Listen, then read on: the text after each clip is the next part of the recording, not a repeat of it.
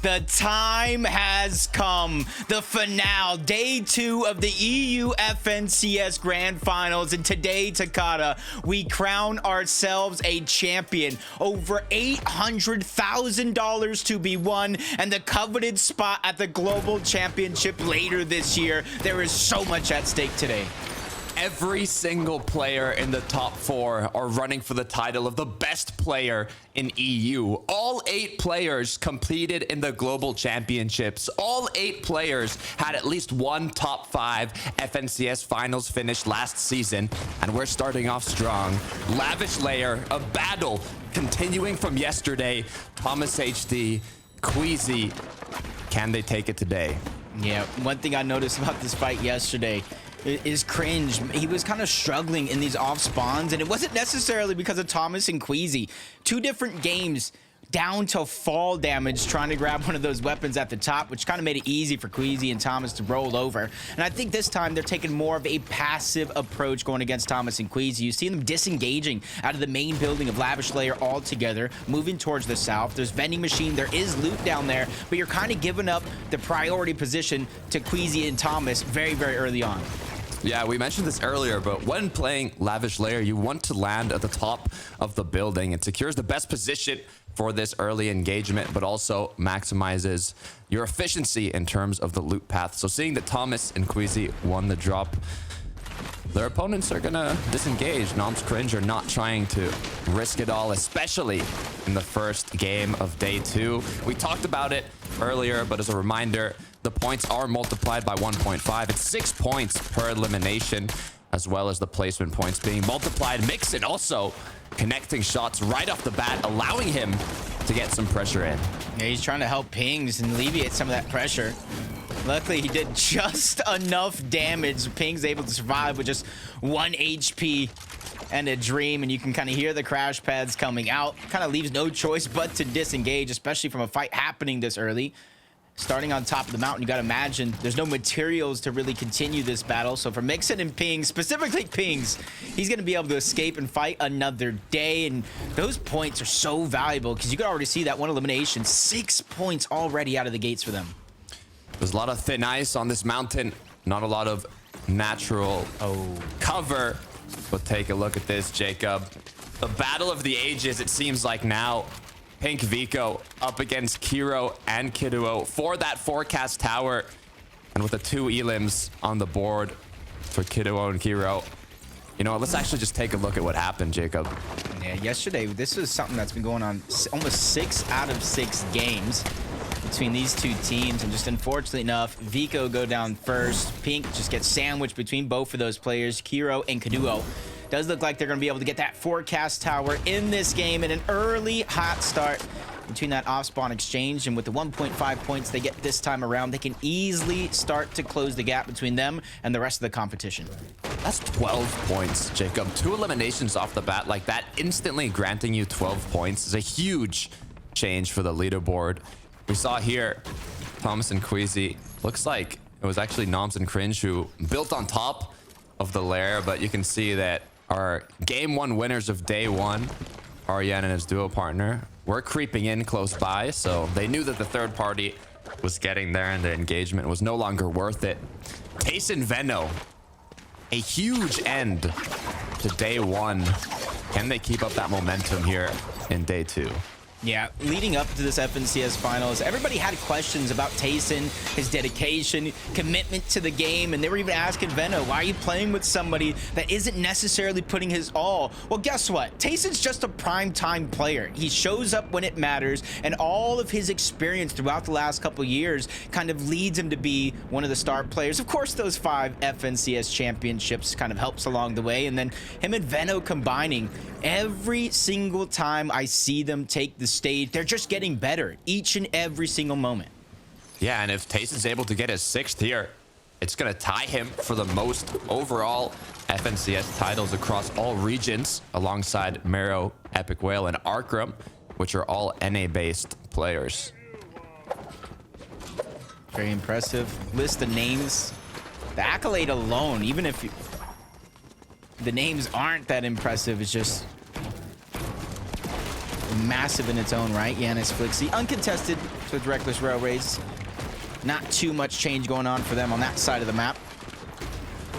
But this is the fight that more times than not ends up with a winner, even with a third party coming in. Thomas dealing most of the damage, but he gets sandwiched. 2v1, almost stuck in a box. He's able to escape narrowly to try to live, but Queasy's there trying to alleviate the pressure, follow up on that damage that he laid down to begin with. Good job. Another shot's could be landed, but instead of going full focus into that fight, you see him doing just enough to allow Thomas and him to disengage and heal up. Only shields they have are, well, is that Flowberry Fizz. They're even aware that there are more duos in the surrounding area. They've got a bit of damage. They don't need the eliminations based on the risk that it's going to include. So they will back off here, continue farming up, continue looting, but it looks like another forecast battle. Henski walks Pixie. Nobody with a clear advantage yet. I feel like you could tell teams yesterday hit the VODs after the day was done. More times than not, Hem and Vasquez were able to get this uncontested, giving them a huge advantage with the forecast tower. Somebody else, I think, was able to grab it. Pixie and Walks possibly, as Hen was kind of down there by himself. Vasquez was separated, so you got to imagine the forecast tower going over to Walks and Pixie. And so that kind of leaves a choice. Do you stay? Do you continue to fight this fight, especially since zone is now going to force you in, or do you just try to disengage on out? You can't get what you came for, and so you got to kind of move on with the show. You can see the duos already on the edge of the zone, kind of on the mini-map at the bottom right. You can see they're facing the players here at the forecast tower, kind of waiting for something to happen, whether it be them rotating back in zone or anything that opens up an option to take a few shots.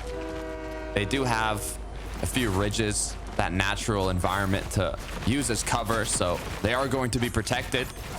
But forecast tower has been given up. Medallion traded. All right, got 3 of the forecast towers to kind of grab. Walks Pixie gets 1. Kiro Kuduo gets the other. So both of these teams are going to have the element of being able to see the next zone before the previous one does close. So they're going to have an advantage in terms of positioning. There's definitely so many other intricacies into the game. Storm Surge, extra loot, materials that you need to get. So sometimes you can't just beeline it. Looking at Vidil and Reason. Reason has been in this position before. First place after day 1 in an FNCS finals. But after day 2, he wasn't able to hold on to it. So we'll see if history can be changed today. For Tini and Misha, though, 2 quick elims on the board. 12 points.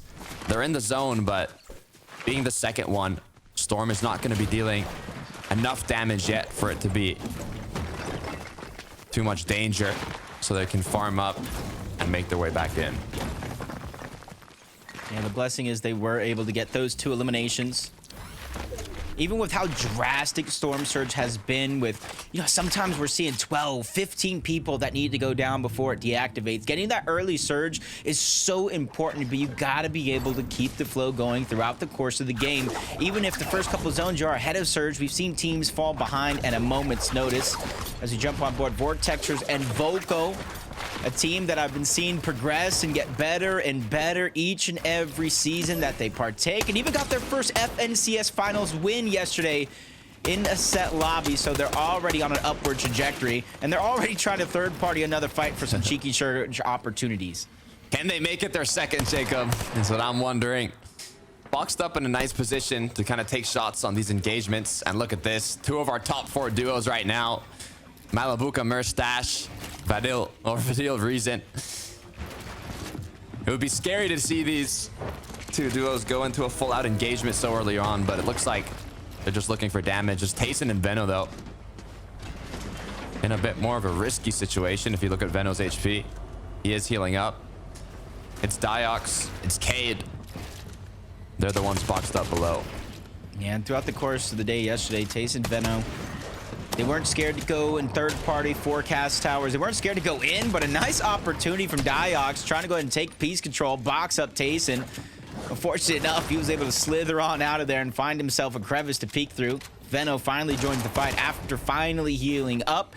And what they're going after now is those combat caches. Third zone, combat caches spawning around the map, and 2 teams are going to be granted that combat cache, and this is what happens when they go ahead and try to fight for it. So far, just looking for that big shot. Tayson with the epic hammer pump can deal an incredible amount of damage if he's able to connect the headshot. But they don't want to put themselves in too much of a risky situation, especially without already having the upper hand on this battle. So as they try and replace walls and try and find angles, it's more just like a back and forth game of ping pong between these two duos. And rightfully so, Cade and Diox were actually playing pretty well to start the day off yesterday. Even at one point, sharing first place on that leaderboard before kind of hit some speed bumps in the road. But Tace and Veno, they're going to disengage on out, kind of leaving what's left of that weapon cache on over to Cade and Diox. It's going to help their game out, help Metal that they were able to gab, because you know they land over towards fencing fields, and with so many teams, 3 contested teams on that side of the map, you can kind of see that there might not be too many opportunities to grab Metal, which is the hardest resource to gather. You can see a lot of the duos here kind of surrounding the forecast tower that Pink and Vico and Kiro and Kiduo have been battling against almost all season long. But with the fight having ended so early on, there's nothing really to third party. Looks like Thomas and Queasy, though, are going to get a free combat cache. Nobody contesting it, even pulling the 4th zone here. They are a bit at the edge of it up north, so it would be nice to rotate a bit more centered, but they've got the extra loot, they've got the extra metal, and now they're free to continue with their rotate. Yeah, this is, I wouldn't say an interesting season, but this is one of those seasons to where you have so many different teams fighting for history, fighting for bragging rights on their own mind. If you look at this team right here, Queasy and Thomas, this would have been, if they do win, Thomas's first FNCS title, even though he's been so close so many times. But the impressive thing is actually going to be on the other side with Queasy. This will not only be his 4th FNCS title, but this will have been his 3rd duos championship, and every single time, Takata, it's with a different teammate. That just goes to show how impressive Queasy is and what he's able to do with his duos, no matter who it is by his side. And each of those duos that Queasy was paired up with, it was their first FNCS win, including Thomas's if he's able to get it. I mean, you talked about his consistency. He has the most top 10 finishes in the world, not in EU, in the world, for FNCS finals at 14 top 10s, 10 top 5s, and 7 top 3s, but he's yet to win an FNCS, so this could be history for Thomas HD. Veno, Tayson now looking like they've secured the Rift Island. Veno,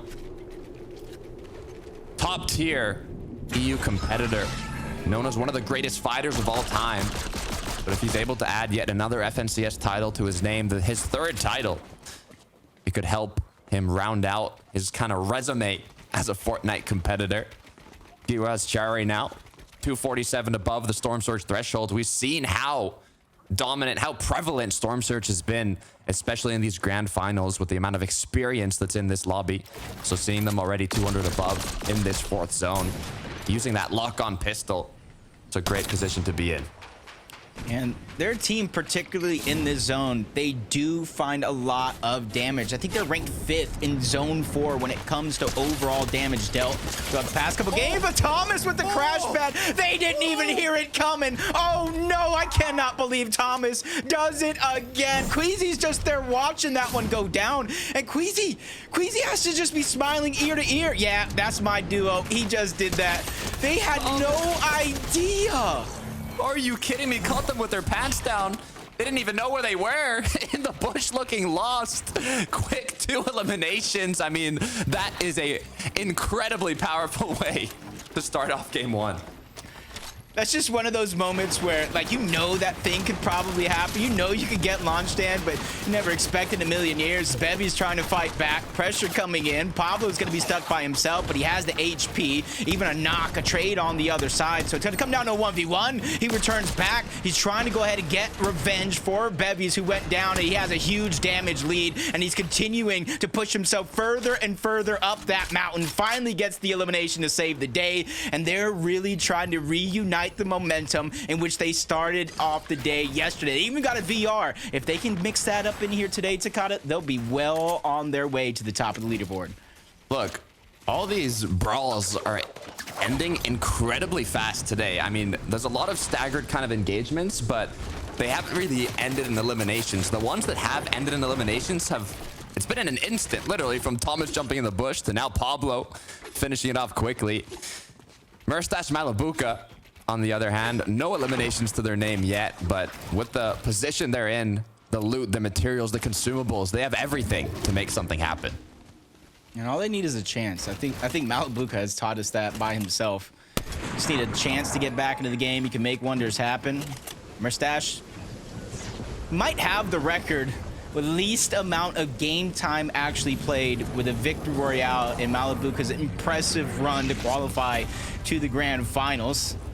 It's not an accolade most people even have a chance to get, as Bevy's going to get a chance to get back into the game.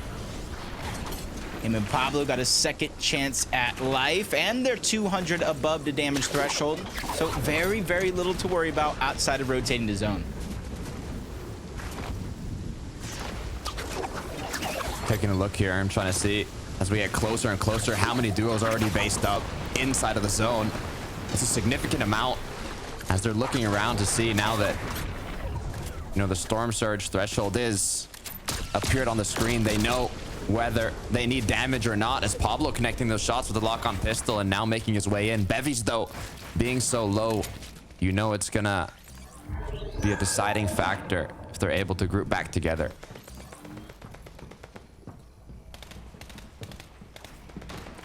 Reason and Vidil, 77 above. Slowly bouncing around that Storm Surge threshold. Pretty consistent overall on day one. Gave themselves a nice little cushion up until that last game where they did go down just a little bit earlier than they'd hoped. And you can see even with Storm Surge kind of showing itself, they're not too worried about it. These guys have experienced almost everything when it comes to Fortnite and more. They know how to deal with the pressure. And they know that they don't need to make any risky plays to try to rotate. It does look like they're just trying together some extra small fry, any HP heals. And then they have the choice to grapple blade to the zone or maybe even find a rift that is left over from Loot Island. That is one of the most important factors of this mid-game. It's making use of the natural mobility from Rift Island. If you're close by, duos basing up on the rifts that spawn on the ground surrounding it. Even the launch pads like Tayson and Benno are using on the Rift Island. But it also causes this kind of moment in the game where there's so many duos flying through the skies, and the ones down below already boxed up will take that opportunity to take shots and hopefully connect on some of the birds flying through the air. Just literally almost half the lobby right now just using a rift, and everybody kind of knows at this stage that the zone does pull away from Rift Island, but those rifts just make it so worth it, especially if you're able to grab a forecast tower. Vidil down on Surge, only needs 13, but looking to grab that much more. Astral's gonna be in his line of sights, but it's Vidil and Reason who go down early in game one without any placement points. Our number one duo going into the day, eliminated before the late game even starts. 318 points is gonna be what they're stuck at for the first match of day two. Even with the point multiplier, we know the leaderboard is going to change. Benno, Tayson taking shots, but they're more than healthy enough, 320 above. Yeah, from this stage right now, they don't really have to do anything, make any risky plays except for go to zone, but you know as well as I do, these guys know not only how to take opportunities, but they know how to create them as well, as they're just trying to eye every single person here on their rotation path. So that way they can figure out which way they do want to go to try to get that slow side of the zone. Most of the lobby is stacked up in the middle if they were just trying to beeline it to zone. So that right side, the eastern portion, especially when you go more towards the north, is going to be pretty open if you can sneak your way through. Pablo with 3 elims already. Bevy's with 1. Let's see how he picked up the other 2. Looks like it was Hen. Caught off guard from the back as pressure was being applied from the surrounding duos. Finishing off Ski as well there. And that's a huge refresh, especially seeing that he was able to pick up Bevy's. Hey, Bevy's and Pablo, you give them a chance to play. They're pretty consistent if they can get things going. I feel like the only weakness is kind of biting off more than they can chew in certain situations in those off-spawn contested fights. But you can see first place is down. Huge opportunity for Veno, Tace, and everybody else on the leaderboard to move on up, especially with the 1.5 points. You get 100 for the victory out, 6 points per elimination. Everything else in between is 25 teams still left alive. Finally, placement points are starting to get granted and will cascade with every team that drops. 26 above now for Mixing Ping. Pressure gets on as Merstash Malabuka. 160 above, but it's going to be Yanis and Flixie that go down. Merstash picking up that extra loot already with the mythic loot, already with the medallions now. This duo looking like they are strong competitors for this first match in the second day of Grand Finals. Yeah, they caught fire on the second half of the day yesterday. And Malabuka, even though he hasn't necessarily been on top of the mountain winning FNCS championships, for the past couple of years, he's been probably one of the most dominant individual players in the entire region, especially when it comes to average placement overall. Teamed up with Merstash not too long ago, but this is their chance to reunite and finally get that Axe of Champions.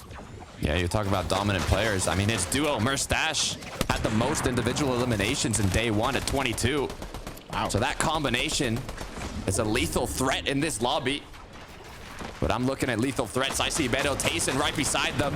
Rotates come through now. 8th zone does appear. A long rotation for a lot of these players. As Storm Surge starts ticking, the pressure is on. Yep, Beto Tayson, they're feeling. Right time to rotate towards the front side of the zone. You take notice, they're going to stay away from that ultimate low ground. They'll always try to find some layer that they can hang on to and an opportunity to go to the front side. He's trying to save Tayson. He gets the body through the box, but he is still knocked, and that team is still on the other side trying to break their way through, and there's even a threat at the bottom, but I think Veno has been done enough to buy the time to get an opportunity at the very minimum to get Tayson back. But you see the just in case, he's dropping the mats to give it extra on over to Veno, just in case he does have to abandon the play. But even trading shots back and forth, Veno is not scared and he won't back down. He needs to keep holding here. He has to keep expanding to get that space if he wants to pick up Tayson. But as the pressure gets too high, Veno gets taken out. Meanwhile, Eclipse, Dexy up above on top of the Lavish Layer, looking to hold on to height. First and second place are now down just at the beginning of placement points. Malabuka, Merstash, this is your shot. Queasy, Thomas, those are our third and fourth place teams, as Pablo still doing work here against Pixie and Walks. Gets the knock onto one. Actually, a little bit of help from the other side, but he's gonna one that gets all the spoils, all the loot for himself.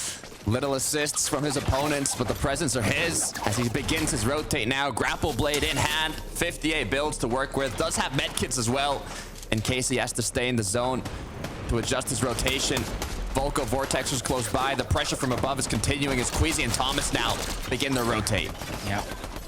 Barely above that damage threshold. They know it's not too much of a worry, but the strategy they have, go to the front side. Those would be the opportunities to look back. I think Queasy and Thomas are doing a good job of finding those open holes here through this end game. You can even see Flowberry Fizz coming out, just trying to top off the shields. Thomas still moving forward in the zone as well. We know how much Queasy loves or has loved playing high ground in the past, which is why I love seeing this duo play closer to second height. But there's so much elevation between second and ultimate high ground currently that they have to find that right opportunity to strike, to chop them down and go for it. Meanwhile, down in the dirt, Merstash Malabuka, 3 medkits, looking like they could potentially have that win condition. Yeah, great use of the flow bear, and they immediately go to the front side of zone as Thomas, Queasy, they're just trying to go and stay off of that bottom layer. No high ground take just yet. They aren't healthy enough to make that a possibility. Merstash finds elimination on Decade. Pablo getting stuffed backside of zone. Impressive run as a solo Takata. They started the game in 5th place, and this is a way to keep your position on the leaderboard intact. See, Pablo is clutching so many points. 2 medkits in hand as he's gonna play the heal off here. Meanwhile, he plans, what's the rotation? Where's the impact? Where's the refresh that I can get here as he starts walking closer and closer? There's Queasy close by. Nate right beside him. That's not your duo partner, Pablo. That's an enemy. Wave high to each other before he disengages. Only has a few builds to work with. Trying to be very, very picky when he uses them, but those are going to be 2 rightfully placed. Able to go in and outside of the box before he tries to make his way back in. Can't take too much damage through the zone. Out of builds. Vortex was in his line of sight. This is his chance to get a refresh, and he picks it up with ease. More med kits get dropped. Is he going to be able to pick them back up as it's Queasy inside the zone? Is he going to look for some sort of flank? I'm not sure if Thomas is still up. No, he's gone down. Queasy now left as a solo, securing as many placements as possible. Yep, last of the med kits. Now he has to make his way inward, and he does so with the quickness, trying to get to the front side so that way he can look back, try to defend himself, give himself options. Kiro is going to pick up a couple eliminations, but Pablo, the solo mastermind, still holding on strong. 6 elimination as a team with the lion's share going to him. A nice shot and a nice elimination from Pablo as he gets Merstash down.